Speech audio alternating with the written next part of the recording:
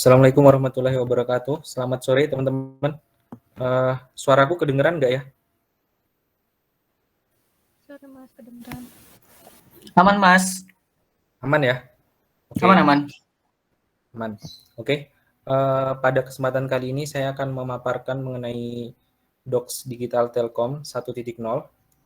Jadi pemaparan Docs Digital Telkom ini akan diawali dari saya dengan pemaparan materi di PowerPoint, kemudian dilanjutkan demonstrasi yang nanti saya akan dibantu oleh rekan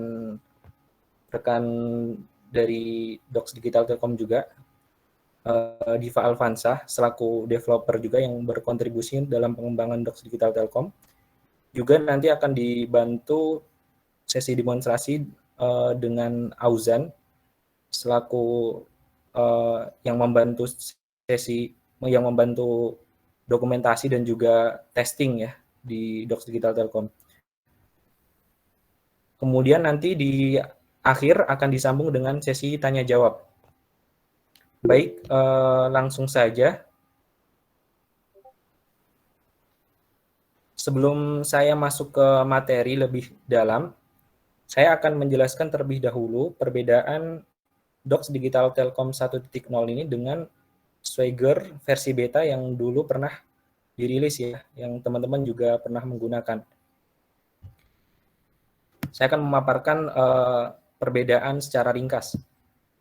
Oke, hal yang paling menonjol yang menjadikan perbedaan yang menonjol antara Swagger versi beta sebelumnya dengan Docs Digital Telkom ini adalah bahwa setiap project yang teman-teman create sebelumnya itu akan bersifat publik.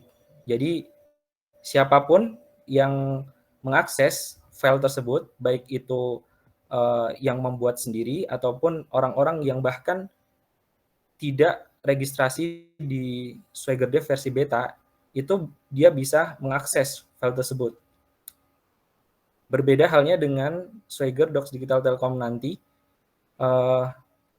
di mana semua project YAML yang teman-teman create itu akan bersifat private dan hanya bisa diakses oleh owner yang create terhadap project tersebut atau kolaborator yang ditambahkan oleh ownernya. Lalu perbedaan yang paling menonjol yang kedua adalah sisi editor input. Sebelumnya, editor input, teman-teman juga tahu ya bahwa tidak hanya YAML, tapi juga Node. Adapun Docs Digital Telkom yang sekarang, editor inputnya itu hanya dari YAML saja. Kenapa dibuat hanya YAML saja? Dikarenakan sebelumnya ada isu ya, kalau ada node-nya itu dikhawatirkan terjadi hal-hal yang tidak diinginkan, terutama mengakses sistem secara ilegal melalui node yang dimasukkan di dalam editor. Itu sesuatu yang sangat tidak diinginkan ya, sehingga akhirnya dengan banyak pertimbangan kami menghapus editor node, dan editor ini di Docs Digital Telkom ini hanya menggunakan YAML saja seperti Swagger Hub. Oke,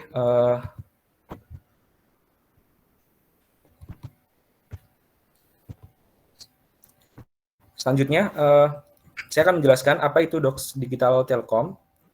Jadi Docs Digital Telkom ini adalah platform untuk mendokumentasikan API dan melakukan testing API, baik untuk individu, tim, ataupun perusahaan. Dan salah satu di antara layanan yang kami berikan diantaranya adalah Interactive Editor, di mana nanti teman-teman bisa mengedit UI secara interaktif dengan cara menginputkan atau mengedit YAML di halaman editor. Kemudian hosted documentation, di mana dokumentasi API yang teman-teman buat nanti akan bisa diakses melalui internet di digitaltelkom.dev, atau juga bisa diakses di docs.digitaltelkom.dev. Lalu layanan yang ketiga adalah collaborate on file. Jadi file YAML yang teman-teman buat itu bisa teman-teman share ke kolaborator user yang teman-teman tambahkan di situ. Jadi ini nanti akan saya jelaskan lebih detail di slide selanjutnya tentang collaborate on file. Lalu kemudian desain auto-mocking. Desain auto-mocking di sini maksudnya selain sebagai API documentation, di sini Docs Digital Telkom juga bisa digunakan untuk resource data dummy atau sumber data dummy.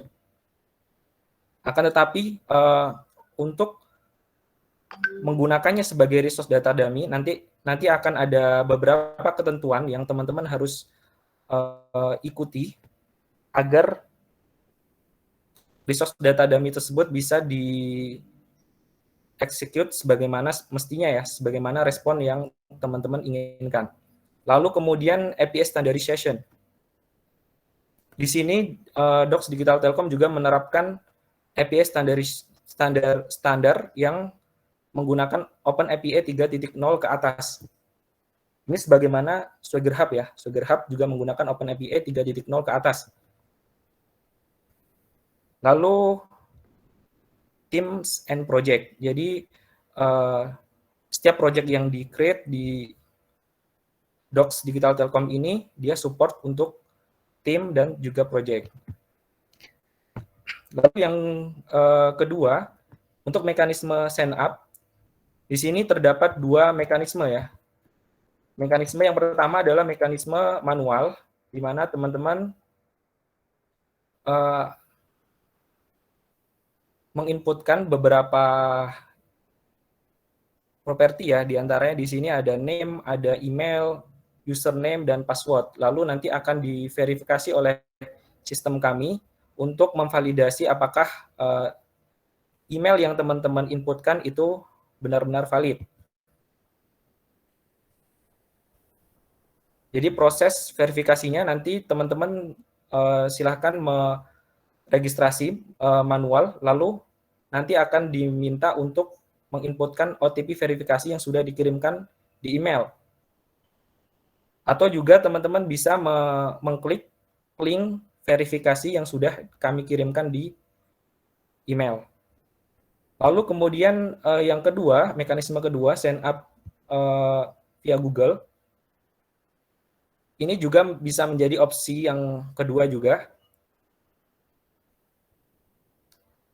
Jadi prosesnya, teman-teman tinggal klik saja button sign up Google, nanti akan divalidasi oleh Google. Apabila Google menyatakan bahwa emailnya valid, maka akan diteruskan kepada sistem kami dan mencatat registrasi teman-teman.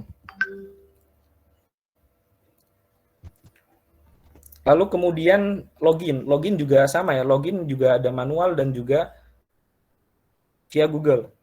Untuk manual, teman-teman dipersilakan untuk input username ataupun password yang sudah ditulis saat registrasi ya.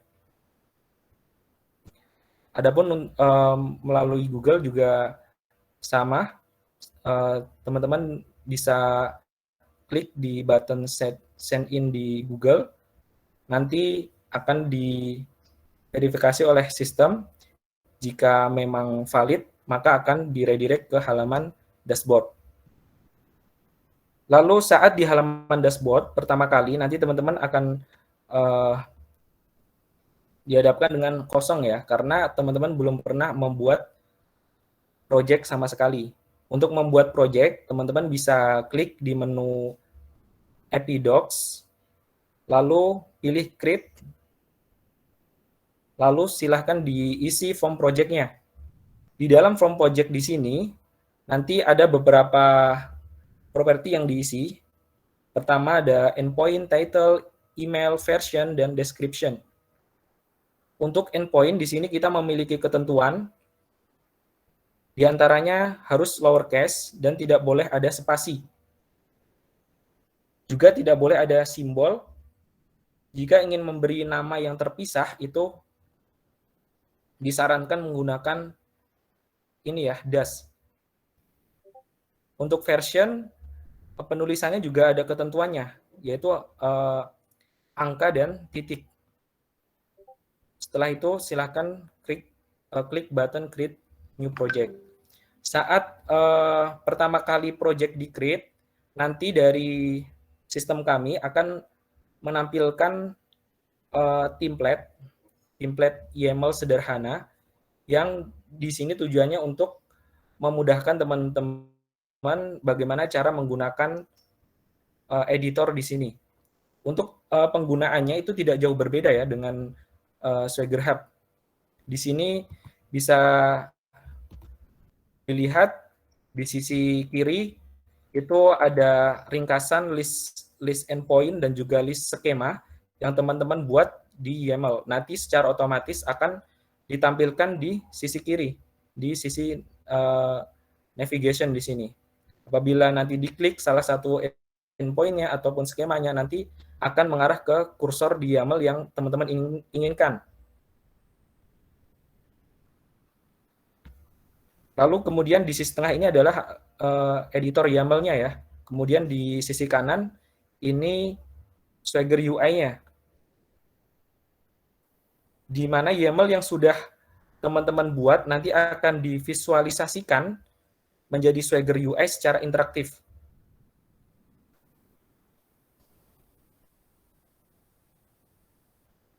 Kemudian untuk Swagger UI secara klik di arahkan ke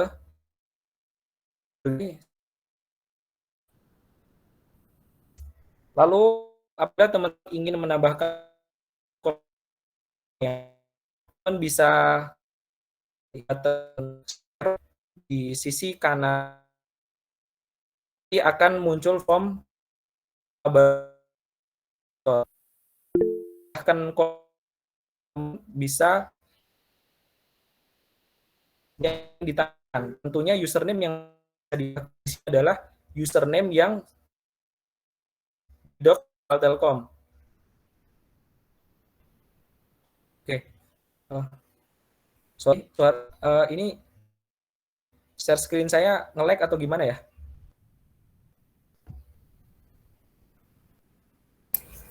Suaranya putus-putus, Mas. Oh, suaranya putus-putus ya? Iya.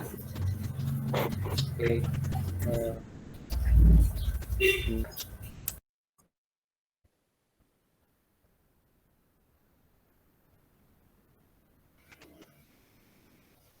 Sekarang masih putus-putus nggak? Udah, Mas. Udah jelas. Udah jelas ya? Udah ada.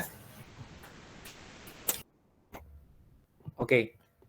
Saya lanjut ya. Oke, untuk menambahkan kolaborator di file YAML-nya, teman-teman bisa menuliskan username di form kolaborator. Di sini tentunya username yang ditambahkan di sini adalah username yang sudah registrasi di Docs Digital Telkom ya. Caranya nanti bisa teman-teman tulis prefix-nya terlebih dahulu, nanti secara pintar dari sistem akan memunculkan rekomendasi username siapa saja yang ingin ditambahkan. Contoh misalkan teman-teman ingin menambahkan nama Diva, cukup ditulis saja prefix-nya DI, nanti akan muncul rekomendasi secara drop down gitu ya, muncul Diva. Silakan itu klik username-nya. Caranya seperti itu. Lalu setelah memilih username-nya, nanti teman-teman akan dihadapkan dengan ini ya, dengan dua privilege, yaitu view dan edit. Untuk view ini berarti username tersebut hanya memiliki akses read only. Adapun edit berarti username tersebut nanti bisa melakukan edit terhadap YAML-nya. Jika sudah yakin, nanti silahkan klik save di form kolaborator. Lalu ini download JSON. Ini seperti Swagger yang sebelumnya ya. Jadi kita menyediakan menu download JSON. Di sini gunanya untuk apa? Gunanya biasanya apabila ada kebutuhan mengkonversi Swagger ke dalam bentuk Postman Collection. Fitur ini bisa teman-teman manfaatkan ya. Caranya tinggal di-download saja JSON YAML-nya. Kemudian nanti teman-teman bisa import di Postman. Nanti secara pintar Postman akan membuild ke dalam bentuk collection. Kemudian di sini juga ada fitur searching project ya.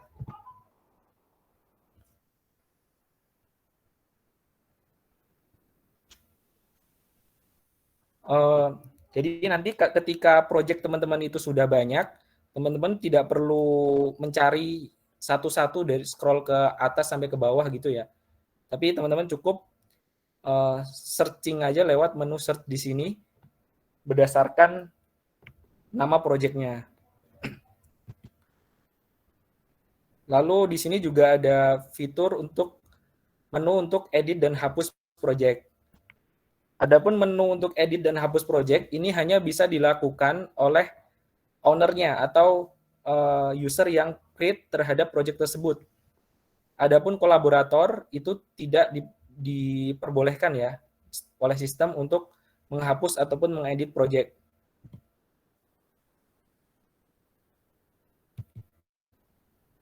Oke, ini mungkin tahap yang paling penting ya. Secara umum, untuk membuat API documentation di Docs Digital Telkom ini, sebenarnya bisa menggunakan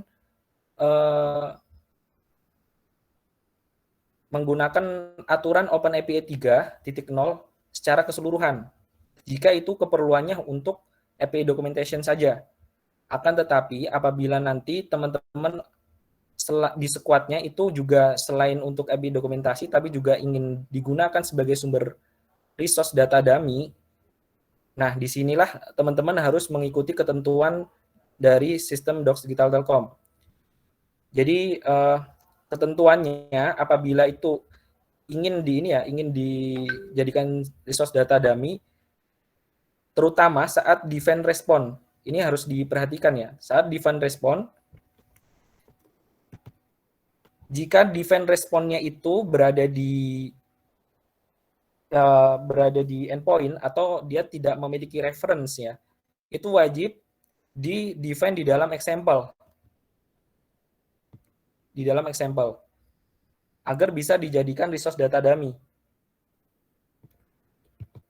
Begitu juga saat mendefine respon dengan reference. Ini juga pertama, ketentuannya adalah diwajibkan untuk di-define di dalam komponen skema. Selain dua ini tidak diperbolehkan. Misalkan teman-teman di-define buat komponen skema baru misalkan. Nah, contoh di ketentuan OpenAPI itu kan sebenarnya untuk define skema ini tidak hanya skema saja, ada respon, ada request body, parameter seperti itu ya. Tapi untuk sekarang di Docs Digital Telkom ini hanya support di skema saja, Itu jika untuk untuk resource data dummy. Tapi kalau hanya kebutuhannya untuk API documentation aja, itu dipersilahkan mau referennya mau dibuat dimanapun itu dipersilahkan. Tapi kalau digunakan resource data dummy, wajib di referennya di-define di dalam komponen /skema. Jadi di sini ya. Lalu juga wajib juga di-define di dalam example. sebenarnya bisa juga di example properties di sini, tapi memiliki batasan. Batasannya apa? Batasannya apabila level referennya ini bertingkat-tingkat, sistem kami belum bisa membacanya. Jadi kan terkadang ada ya, aku lihat beberapa teman-teman tuh buat referen itu berlevel-level gitu ya. Di dalam data bahkan ada sampai 3 tingkat atau 4 tingkat. Nah, untuk seperti itu di sistem kami belum support. Jadi untuk sekarang disarankan untuk di-define di dalam example saja. Dan sebenarnya properties di sini itu tidak mandatori ya, tapi itu di-define lebih baik untuk properties. Oke, kemudian selanjutnya di sini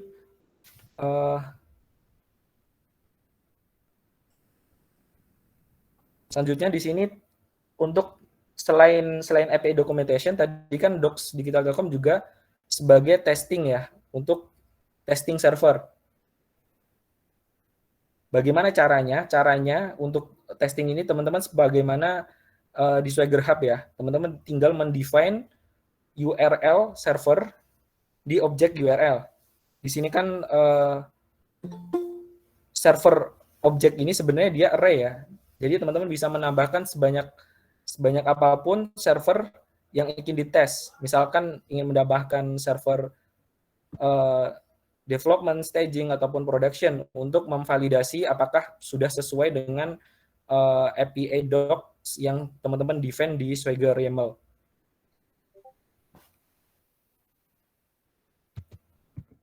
Oke, selanjutnya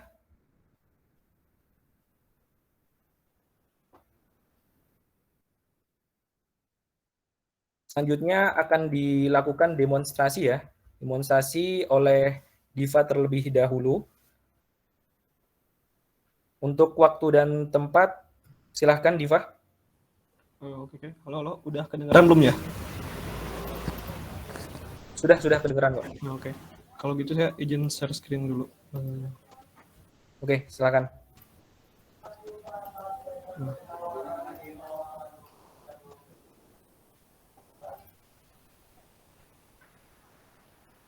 Nah, oke. Mungkin saya untuk demonya itu saya ngereferensi ke ini ya, ke PPT ini. Nah, dimulai dari sign up manual. Jadi sign up itu kan dia ada dua ya di kita itu, ada manual yang isi form ini atau sama Google gitu. Nah, untuk manual di sini saya ketikin dulu.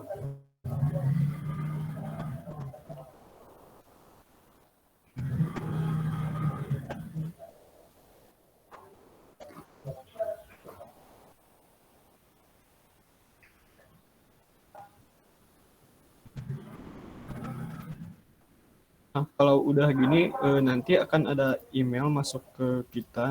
Nah, itu tinggal copy aja yang ininya apa kode verifikasinya, terus submit. Nah, udah itu kita bisa login gitu di sini. Nah, ini proses loginnya menggunakan yang form biasa tadi.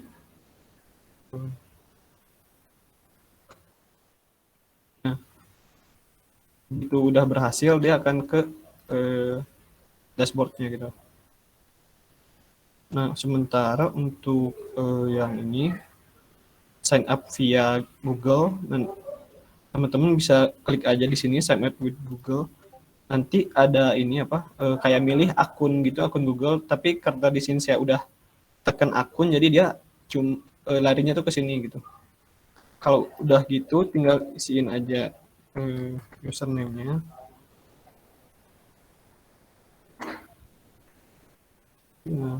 Nah, kemudian teman-teman akan diarahkan ke yang sama juga yang tadi login gitu. Nah, setelah itu sign up, login dulu. Nah, sekarang create project ya. Di sini saya create project yang tadi.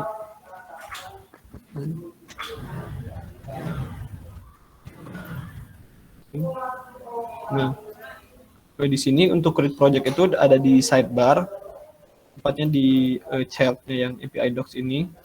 Tekan aja. Nah, Terus di sini teman-teman harus isi form yang ini semua. Nah, untuk endpoint itu saya saranin kalau misalkan dua kata itu pakai tanda strip gitu. Contohnya kayak gini.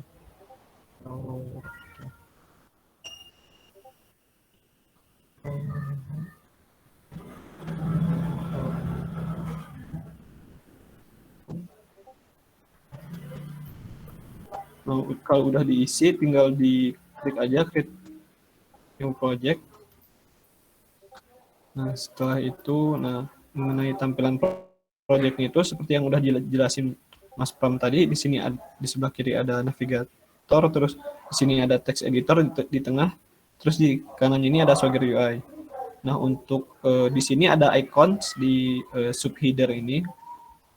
Di sini ada go to Swagger UI. Nah, nanti itu yang dibagiin ke developer itu yang link yang ini gitu, yang go to Swagger UI ini. Jadi teman-teman bisa kopas ini lalu dibagiin. Nah, di kita juga sekarang udah developer itu harus login dulu gitu supaya dia bisa akses ini. Dan ketika dia login itu pastikan juga dia udah di-add juga di kolaborator ini gitu. Nah, kemudian di sini add kolaborator. Nah, di sini saya sebelumnya udah punya akun. Okay.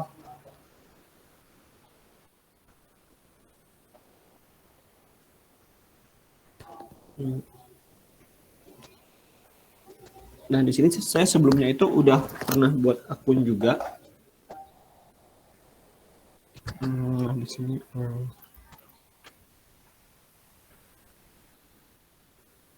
Nah, ini. Nah, jadi teman-teman kalau misalkan udah ditulis terus udah muncul di sini, ini tuh belum ditambahin gitu. Nah, cara nambahinnya tuh harus accept dulu, kemudian tekan save. Nah, udah gitu, nah seperti yang kita lihat ini kan udah ada ya.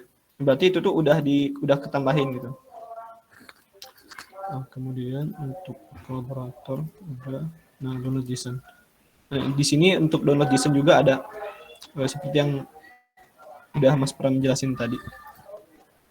Kemudian search project. Nah, kalau misalkan ini ya, untuk search project itu ada di sini dulu di beranda atau untuk search project itu berdasarkan project name-nya. Nah, karena di sini nggak ada gitu komik, nggak ada. Yang adanya cuma hello gitu. Nah, dia yang muncul hello. Untuk proses update juga ada di sini, ada di beranda. Kalau Word 21, nah dia akan kredit gitu. Nah, kemudian ini untuk hapus project tinggal ini aja, nanti tinggal tekan yang icon sampah ini, kemudian nanti akan muncul pop up atau modal untuk konfirmasi bahwa ini tuh mau di delete gitu. Kemudian define proses. Nah, di sini saya upload dulu ke akun status saya lagi. Nah, kalau tadi kan yang di Telkom Dev Diva ini udah ditambahin ini ya, bersama Diva 48. Nah, project-nya itu bakal muncul tuh di home-nya gitu. Kita juga bisa buka. Nah, kalau misalkan dia buka itu kan tadi ini ya apa? Credential aturannya itu dia view gitu, dia cuma bisa read only gitu. Jadi di sini dia nggak bisa ngedit.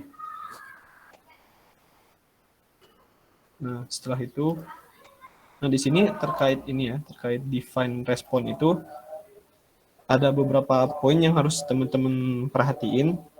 Nah, contohnya itu tidak semua struktur komponen bisa digunakan. Maksudnya struktur komponen itu apa?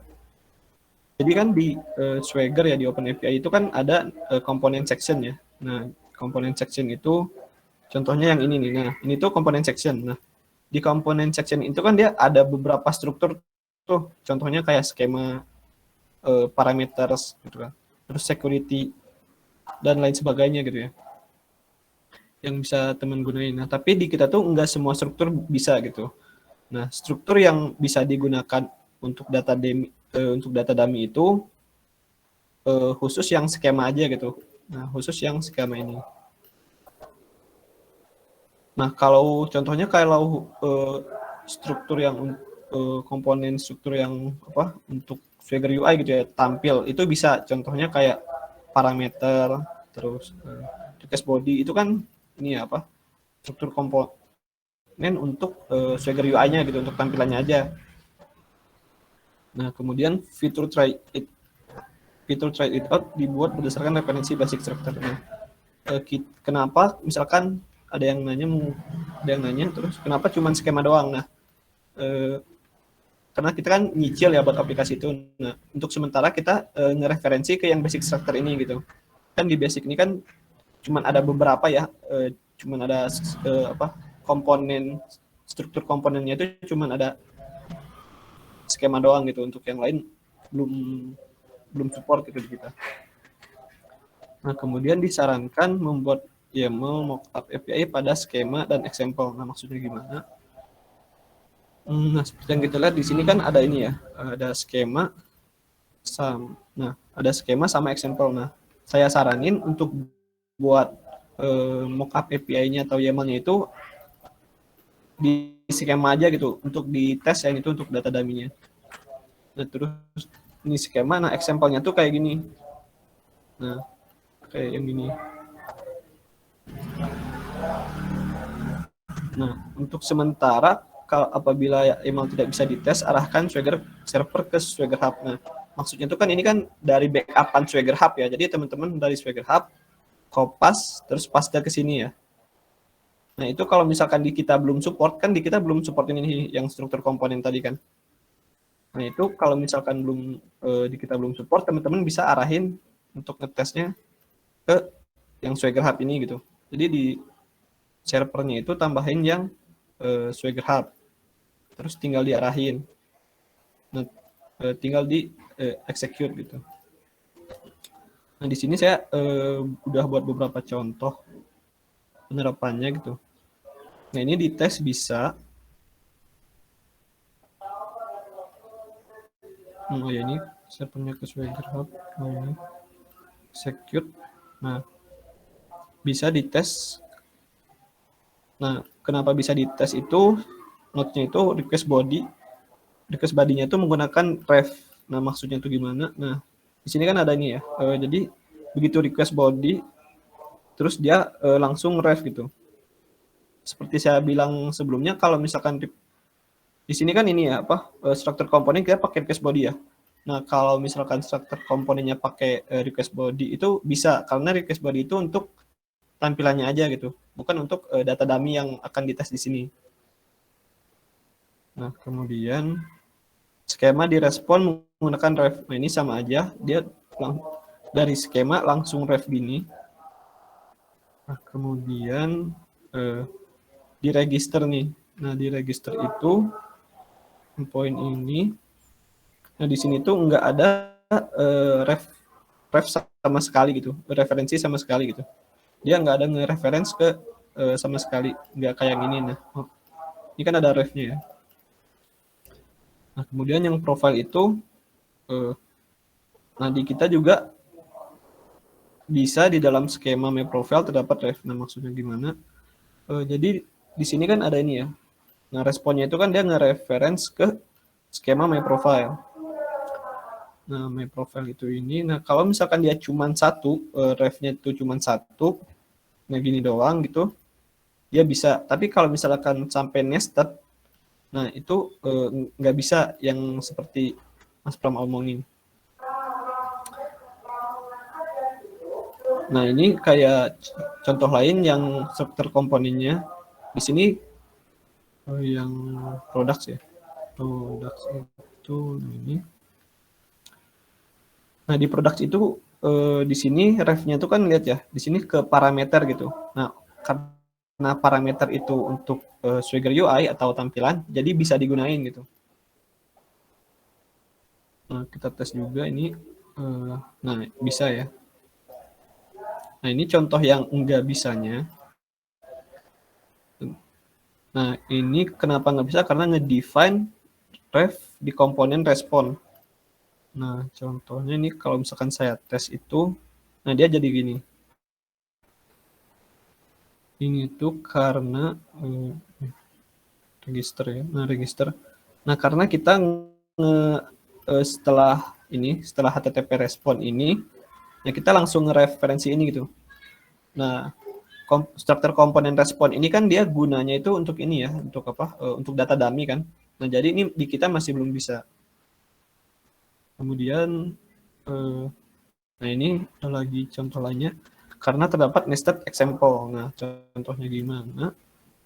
Nah, di incorrect V1 user profile ini, di referensinya itu di referensi yang skema ini. Nah, di sini tuh ada nested example. Jadi di sini kan udah example tuh ya di properti yang sukses data message kode. Nah, terus ada lagi tuh nestednya tuh kayak dia ada embedded lagi gitu, example di sini. Nah, itu nggak bisa. Makanya kalau mau ada yang example gini, yang nested example gini, nah itu disaranin untuk pakai yang ini example tadi.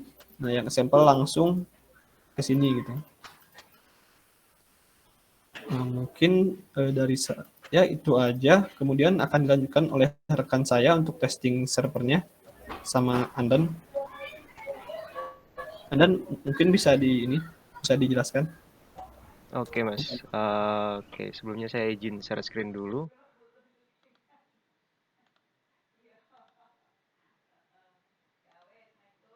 Ya mungkin seperti yang udah disebutin Mas Pram sama Mas Diva tadi ya, kalau digital telkom ini nggak cuman buat dokumentasi tapi juga bisa buat testing servernya. Jadi juga sudah dijelasin dikit sama Mas Diva. Kalau buat testing server sebenarnya tinggal nambahin aja alamat servernya di bagian server ini. Mungkin kalau udah pernah pakai Swagger juga udah sempat nyoba juga.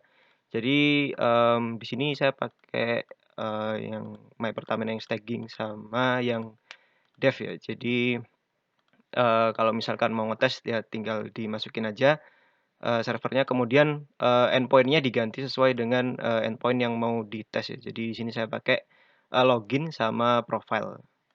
Mungkin buat yang lainnya tinggal disesuaikan aja sih.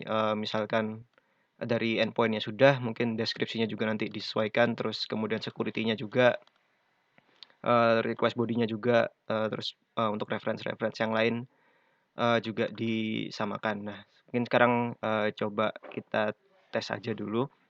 Jadi mungkin ganti servernya kan masih pakai yang server Digital Telkom, kita ganti buat yang ke API staging ini untuk untuk mencoba servernya.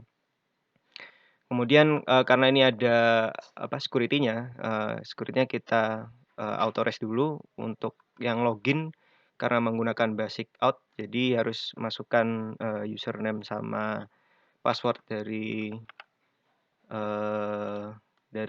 ini sih, dari API-nya, terus tinggal di auto-res saja, kemudian di-close. Nah, karena di login ini sudah disesuaikan tadi ya, dari endpoint, terus request body-nya juga udah ditambahin, udah disesuaikan sama yang dibutuhkan sama API-nya, seperti ini. Nah, tinggal kita try out aja di sini, try out, kemudian di-execute.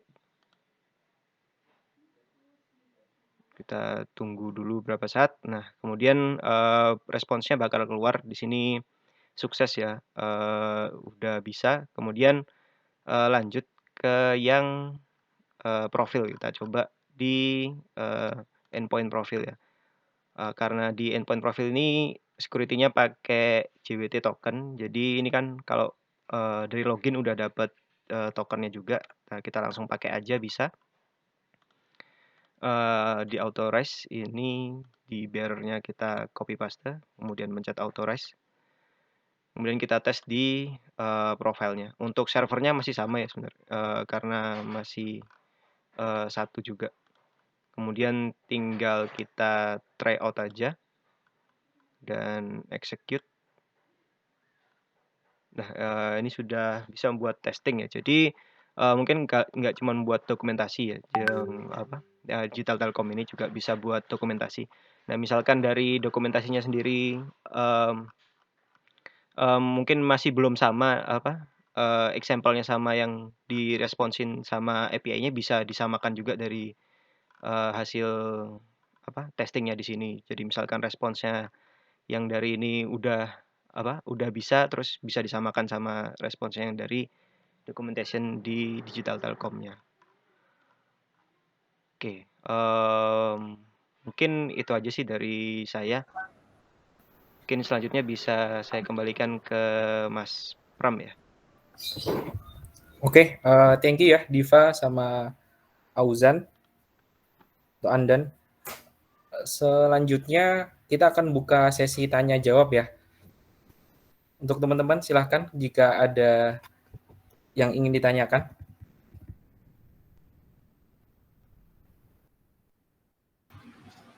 Halo, Assalamualaikum Mas Pram dan teman-teman. Oke, silakan Mbak Rizka. Mau tanya, kalau di Swagger Hub sekarang untuk di EWD itu kan kita bikin private Mas, biar nggak semua orang bisa akses gitu ya. Terus kita buatkan satu akun dummy Swagger Hub untuk teman-teman dev. Nah, kalau di Telkom Dev Doc ini nanti teman-teman dev apakah mereka bisa membuat akun sendiri-sendiri atau kita buatkan satu akun sharing untuk akses Swagger-nya. Nah, itu yang pertama. Yang kedua, mau tanya untuk collaboration-nya itu apakah ada batasan jumlahnya? Kalau nggak salah kan di Swagger Hub itu cuma 3 atau 4 gitu ya maksimal. Nah, kalau yang di Telkom ini apakah ada batasan? Kalau mungkin itu relate, kalau misalkan teman-teman dev nanti harus buat satu persatu masing-masing, tapi kan berarti akan banyak jumlah collaboration-nya. Dari aku itu aja. Oke, untuk akses teman-teman dev di sini kalau di squad saya itu teman-teman dev dipersilahkan untuk registrasi di Digital Telkom terlebih dahulu. Lalu kita add sebagai kolaborator. Jadi konsepnya sebenarnya sama ya dengan Figma itu ya. Jadi kalau Figma itu kan juga project-nya bisa di grant access oleh oleh owner-nya. Dan Digital Telkom ini juga sama sih. Jadi secara mekanisme grant access juga kita samakan seperti itu gitu. Jadi memang kita paksa teman-teman dev untuk registrasi di Digital Telkom. Atau juga bisa jika memang teman-teman ingin buatkan gitu ya satu account untuk di project-nya gitu, kemudian digunakan untuk teman-teman dev, itu juga bisa sebenarnya. Tapi kalau dari aku lebih prefer teman-teman silahkan untuk registrasi sendiri-sendiri. Nanti kita yang grant access gitu. Lalu kemudian di sisi batasan kolaborator tadi ya. Untuk sekarang kita tidak ada batasan kolaborator ya. Jadi sebanyak apapun itu bisa. Kalau di Swagger Hub kan ada batasan 3 ya. Kalau lebih dari 3 itu berbayar kan ya, Mbak Rizka ya? Iya, kalau nggak salah berbayar. Ya, untuk sekarang untuk Digital Telkom ini nggak ada batas-batas. Oke, alhamdulillah kalau gitu. Aman berarti, Mas. Ya, insya Allah aman. Terima kasih, Mas. Oke, sama-sama Mbak Rizka. Oke, dari teman-teman yang lain, ada yang mau ditanyakan? Halo Mas Didi, aku April, mau nanya dong. Oh iya, kalau yang Swagger Dev sebelumnya itu kan, kalau misalkan kita mau nyoba muncul respon, kita mesti kayak buat JS-nya dulu tuh, yang dulu kayak ada ngodingnya dikit gitu.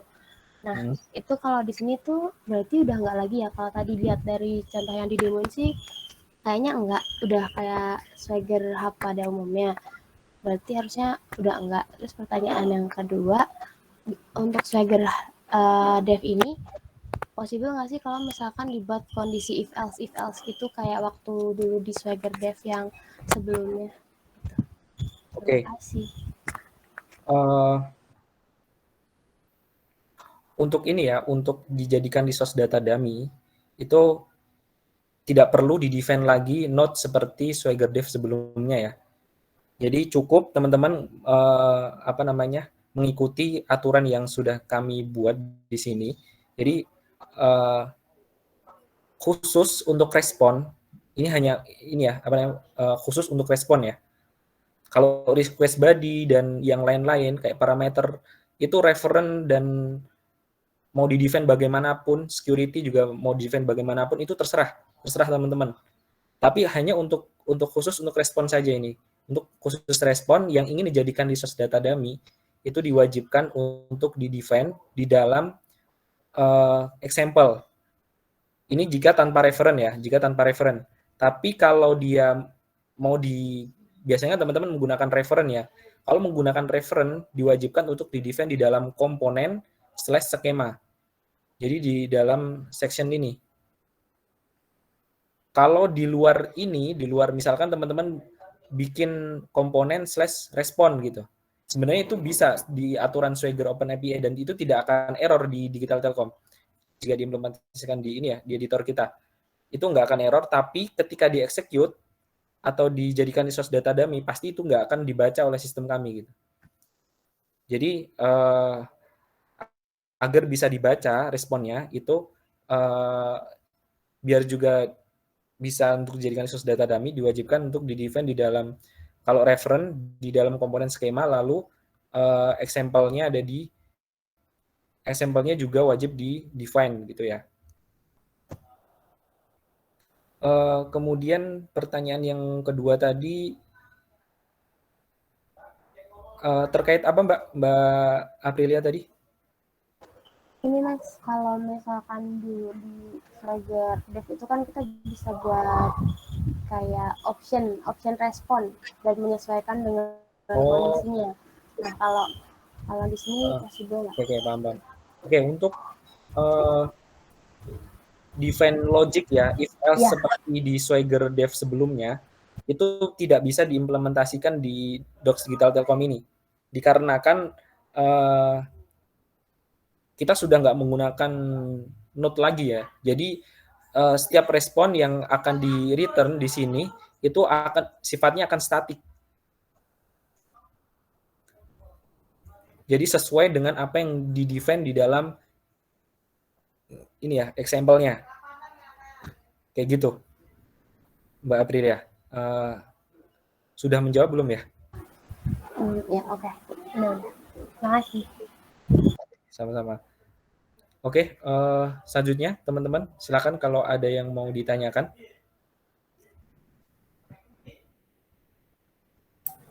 Halo Mas Pram. Halo Mas Afif. Mau nanya, di Telkom Dev ini nanti kira-kira akan ada isu ini nggak? Kalau mockup-nya di private itu nanti dalam waktu tertentu beberapa fitur akan dibatasi gitu. Kayak aku sekarang private di akun pribadi, ketika trialku habis aku nggak bisa akses API ku sendiri. Kira-kira gitu Mas. Terima kasih. Oke, untuk itu, untuk sekarang Docs Digital Telkom ini ya dibuat gratis memang. Bahkan orang-orang di luar kita itu bisa menggunakan ini dan tidak ada batasan. Bahkan kolaboratornya tadi kan itu bisa ditambahkan sebanyak mungkin dan bisa diakses sampai kapanpun. Adapun rencana untuk itu tadi ya akan suatu saat akan ada batasan.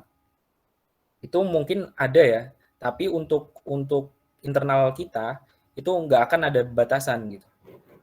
Nah, makanya untuk antisipasi ke depannya mungkin akan ada batasan di sisi kolaborasi ataupun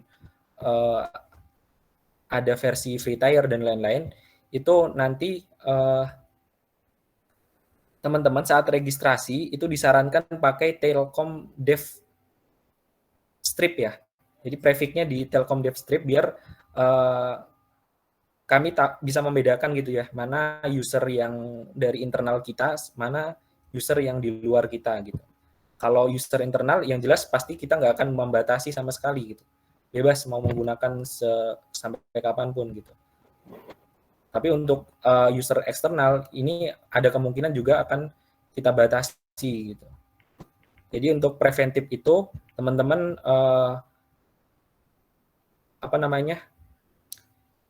saat registrasi prefix username-nya pakai Telkom Dev Strip.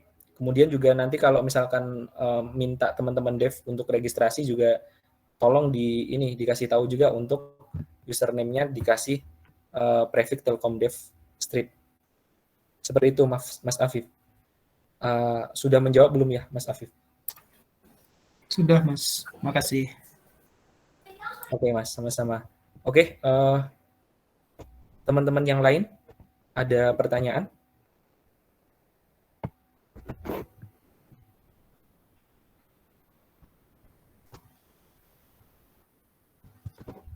Oke,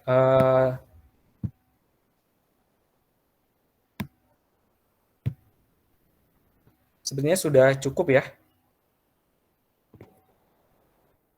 Baik, jika sudah tidak ada, maka sharing session sore ini saya cukupkan. Terima kasih atas perhatiannya ya teman-teman dan keaktifan teman-teman. Bila kami banyak kurangnya dalam presentasi kali ini, kami mohon maaf sebesar-besarnya. Saya izin tutup. Wassalamualaikum warahmatullahi wabarakatuh. Thank you ya semuanya teman-teman. Ya Mas, terima kasih. Waalaikumsalam warahmatullahi wabarakatuh. Mas. Terima kasih Mas. Waalaikumsalam warahmatullahi wabarakatuh. Makasih Mas.